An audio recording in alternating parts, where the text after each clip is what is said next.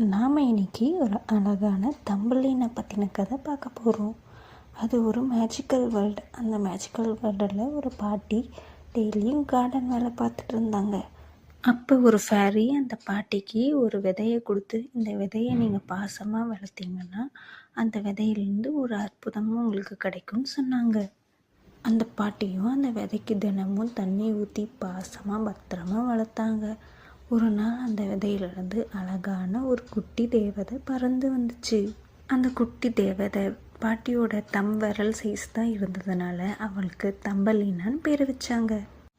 தம்பலினா டெய்லியும் பாட்டியோட தோட்டத்தை சுற்றி பார்த்துட்டு அங்கே இருந்த பட்டாம்பூச்சி பூச்சின்னு கூட விளையாண்டுட்டு இருப்பாங்க.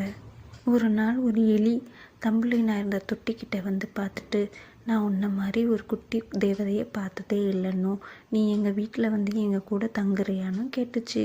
தம்புலினாவும் குட்டி எலி கூட அவங்க வீட்டுக்கு போய் தங்க ஆரம்பிச்சிட்டாங்க. தம்புலினா எலியோட வீட்டிலே தங்கி சாப்பிட்டுட்டு ஜாலியாக இருந்தாங்க. எப்பயும் போல் ஒரு நாள் சாப்பிட்டுட்டு இருக்கும்போது தம்புலினா வீட்டு பக்கத்துல இருந்து ஏதோ சத்தம் கேட்டுச்சு.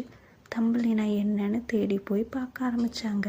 அப்போது அங்கே ஒரு பறவை அடிபட்டு பாவமாக சத்தம் போட்டு இருந்துச்சு.